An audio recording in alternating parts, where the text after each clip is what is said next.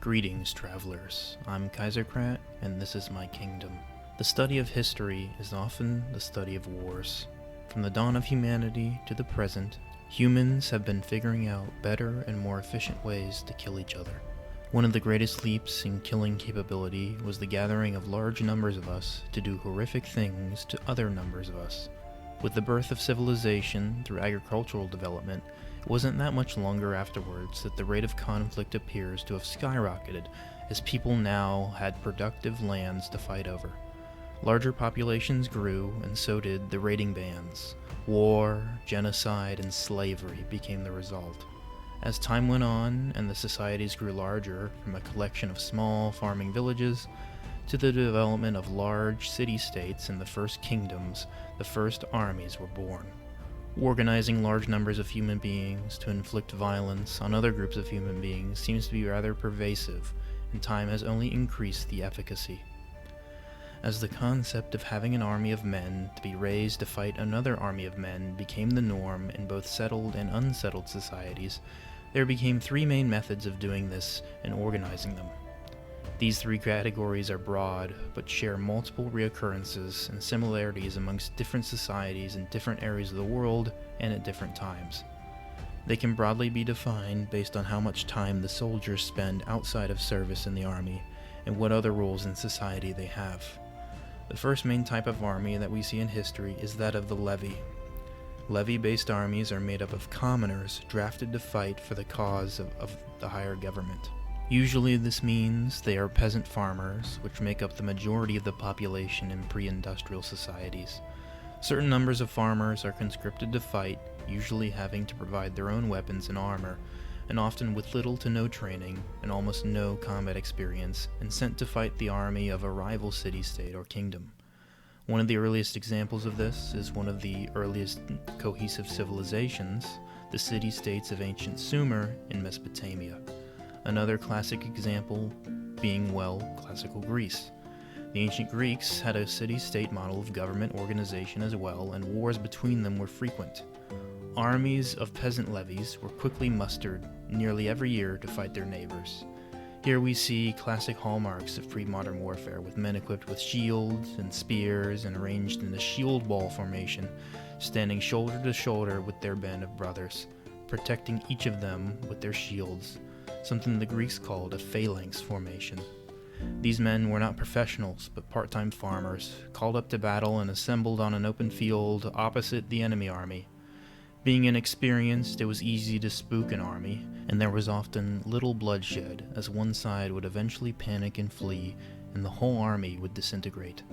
The infamous Spartans became so legendary because their soldiers stood ready to be assembled for battle all year round, which made them ready to fight, and their battle-hardened experience was difficult to beat amongst their city-state rivals. This leads into the second main type of army organization, the full-time professional army. Armies of levied troops were incredibly common throughout history, from the dawn of history in ancient Mesopotamia through the classical Greeks, many Indian kingdoms and empires, various Chinese dynasties, the Byzantine Romans and their theme system, all the way up to the conscription used by modern armies, with soldiers who were otherwise civilians being called up to fight, such as in the relatively recent American war in Vietnam. Professional soldiers are different. Their career in life is to be soldiers, and thus they train all the time and are often experienced in combat, making them incredibly lethal. A classic example would be the Imperial Romans. Rome has a long and fascinating history, but with regard to their armies, they began using a modified form of the classic peasant levy, and by the late Republic era, the Roman government needed more troops to fight, so they waived the property requirements to serve in the Roman legions, and thus all commoners could join the army on a voluntary basis. The voluntary nature of this is key, as with levied or conscripted armies, being called up to fight is something men are forced to do, whereas maintaining a full-time army of career professionals naturally lends towards those people joining voluntarily, as they wouldn't have other commitments such as tending to the farm. Once service in the legions became voluntary, it turned the Roman army up to another level, as it could easily maintain a large fighting force in the field on multiple fronts, and these men gained plenty of combat experience, maintaining that institutional experience and helping to train further recruits, transforming into a well-oiled machine that maintained the Roman Empire against multiple foes for centuries. In more contemporary times, the British Army before the First World War was famous as a purely volunteer professional force that was small but deadly, adept at maintaining the vast British Empire. That army went up against the much larger German army, which practiced conscription on a massive scale, calling up millions of trained reservists, men who had done mandatory military service for a few years before returning to civilian life, and all being equipped and uniformed by the state, the exact same process that the Romans undertook when their army transformed into a fully professional force. Another example would be the modern US military, which is an all-volunteer force that has since abandoned drafts, even in peacetime, in the not-so-distant past. The ancient Han dynasty of China went through a similar process to the Romans, beginning their dynasty with a system of mass conscription, except on a huge scale by ancient standards, before transforming into a professional army. The Chinese were able to field huge armies of hundreds of thousands of men, even dwarfing what the Romans were capable of at their height. This level of mass-levied conscription wouldn't be seen again until the late 18th century in Europe during the Napoleonic era. Ultimately, once their empire was won and their frontiers secured, the Han transitioned to an all-volunteer force to maintain their empire, a feat that seems to recur throughout history in different places and at different times.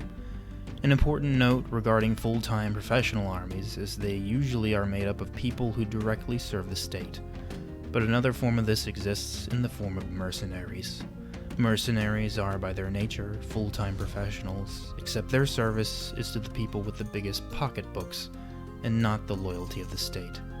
Hannibal of Carthage famously had an all-mercenary army that harried the Romans terribly, but one of the most fastidious eras of mercenaries was from the 15th through 17th centuries in much of Europe. This was an age of transition from the feudal, medieval world through the age of the Renaissance and towards the modern world more recognizable to today. Landless bandits searching for a place in society would often form into mercenary companies that would sell their services to the highest bidder. Mercenaries are a cheap way of getting an army to fight for you, their mere presence often being enough to dissuade your enemies. Mercenaries were famous in the competing cityscape of Renaissance Italy, with its many rival city-states and condottieri, but the excessive use of them was exemplified during the 30 Years' War in the 1600s, when rival kings would employ armies almost entirely made up of mercenaries, who would ruthlessly pillage the land, and as much of the war was fought in Germany by men from rival German fiefdoms, horrifying levels of destruction and resulting famine killed millions. Europe recoiled from the terrible 30 Years' War by transitioning away from dependency on mercenaries and towards homegrown, professional armies loyal to their crowns and not just gold. The third main type of army organization is perhaps the most different from the others, that is, the hereditary warrior nobility. Other army types are ostensibly made up of commoners. In many aristocratic-dominated societies, the aristocrats justify their positions of power through combat prowess against other aristocrats, often in a ritualistic manner. The quintessential example is medieval Europe, with nobility justifying their position in society through their dominant battlefield presence in the form of heavy cavalry. Being the richest individuals in an otherwise poverty-stricken land, the nobility of medieval Europe were the only ones able to afford horses, and they trained with these horses for combat all their lives, and these cavalry forces were dominating over infantry-based armies at the time. They were usually lesser nobility, such as knights, who would serve a higher liege lord, who would then serve the king and be the most effective troops on the battlefield. Eventually, infantry would develop tactics to counter the effectiveness of the cavalry, mainly originating in nations without a significant aristocratic domination, such as Scotland and Flanders, with their long pike formations.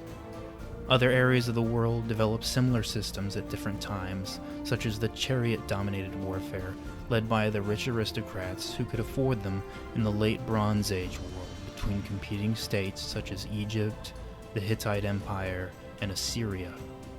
These would largely disappear in effectiveness following the Bronze Age collapse. Other areas of the world developed this as well, such as feudal Japan with its samurai class, an overall social structure roughly similar to medieval Europe. The samurai were incredibly respected and revered individuals who fought rival clans in an almost ritualistic, albeit bloody, series of combat. Perhaps one area of the world where warrior aristocrats dominated the society so profusely and for so long is in India. India has maintained a caste system of enormous complexity for thousands of years, and one of the main castes, at least in northern India, are the Kshatriyas, who form the nobility, kings, and warriors in traditional Indian society.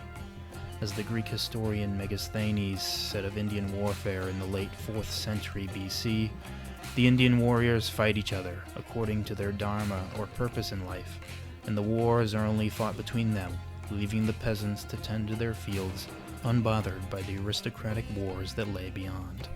Ultimately, the development of large conscript armies with weapons that could easily kill the warrior nobility who spent lifetimes training for war led to their downfall. Thank you for listening, and until we meet again, safe travels.